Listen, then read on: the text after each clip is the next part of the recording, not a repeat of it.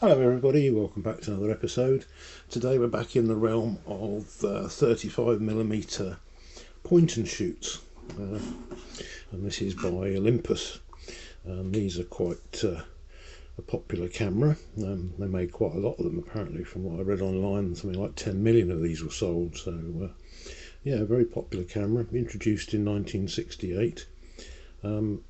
Correct me if I'm wrong, but I think the early versions had a chrome shutter release button, whereas the later versions had this black shutter release button. There is a date code fitted on the cameras, but it's quite difficult to get to, and it's hidden behind, it's not a pull-up, it's one of those ones, it's hidden behind this pressure plate. There's a 3-digit code. On this particular camera it says N8X. So the N is the manufacturing site. The 8 is the year. So I'm thinking because it's a black button one, this would be 1978, and the X signifies the month. The numbers 1 to 9 is January through to September. Then X, Y, and Z is October, November, December. So it's an October 78 camera. But you have to remove the pressure plate, it just slides out of here, but it's a bit fiddly to do. As you can see, it's a leaf shutter camera, 35mm, quite light, doesn't require any batteries. It's not a pull-up to open the back. You notice it has a lens cap on, and the reason for that is because obviously it's got selenium cells, and as you know in all of these videos, whether it's right or not I don't know, but you can't harm them to keep them covered, because when they're exposed to light they're working. It's a solar powered camera in effect, and that's what powers the meter system inside. It's automatic, 2 shutter speeds. I think it's something like a 40th and a 200th. Fitted with a Tessar design lens. This camera's going to focus. There we go, 40mm, 2.8.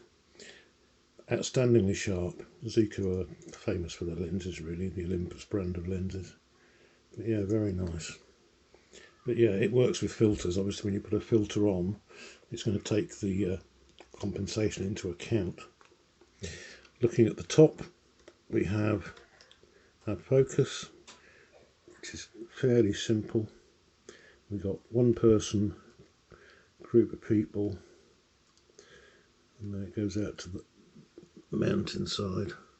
This red one I think is just like the general point and shoot kind of setting, and then that's like infinity.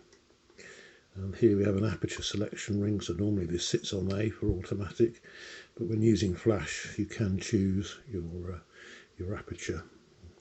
It says on there for flash, so there's no real, the focusing is very, very easy.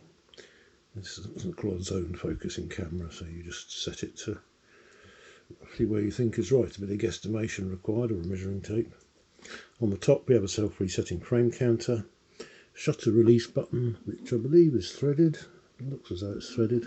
We have a hot shoe for X synchronization, and as you've seen previously, this is the rewind crank to rewind your film when you finish taking your exposures.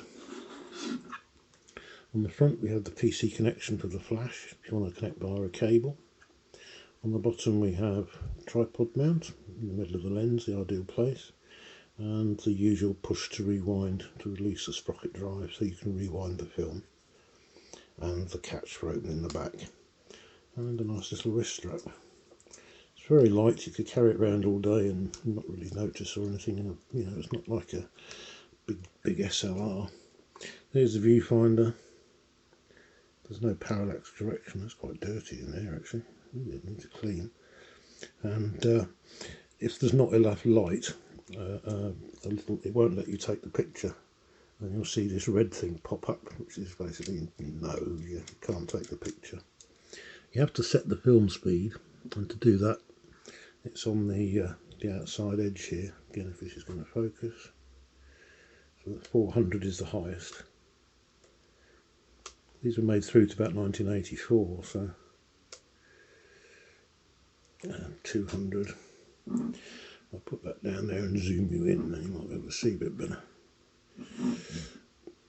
200, and the lowest it goes down to is 25, so 25 to 400.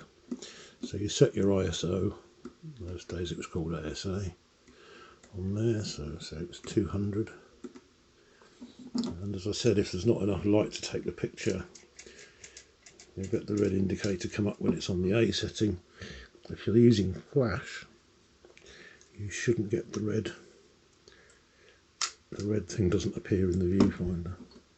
But in normal use, you just leave that on A. This is the film advance, not a pull-out lever, it's just a thumb wheel. Very comfortable actually, plastic, but it's okay. Zoom you back out again. So let's put a film in it.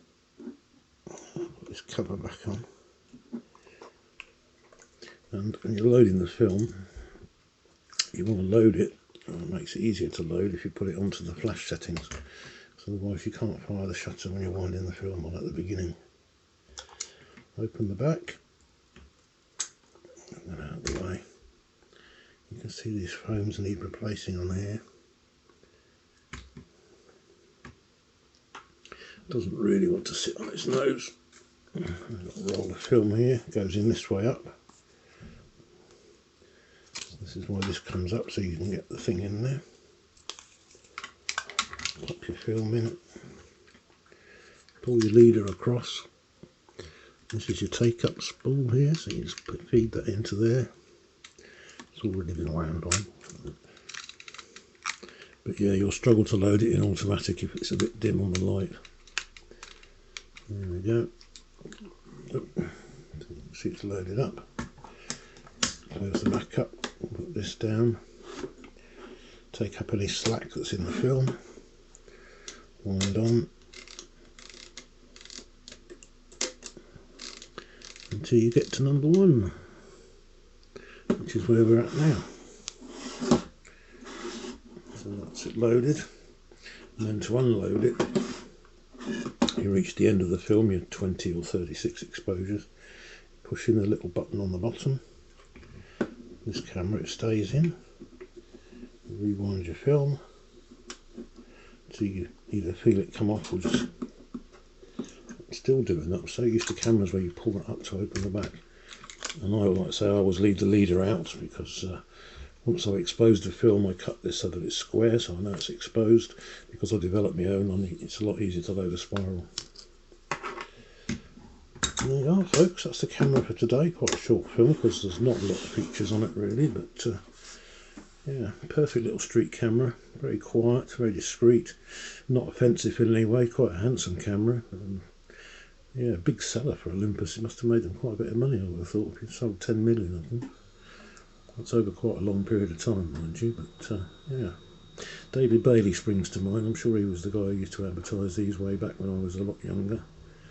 But yeah, quality Olympus cameras, Olympus TRIP 35. Hope you enjoyed. Comments, questions, queries, etc. down below. Please don't forget to like and subscribe and all that usual YouTubey sort of stuff. And I look forward to seeing you in the next one.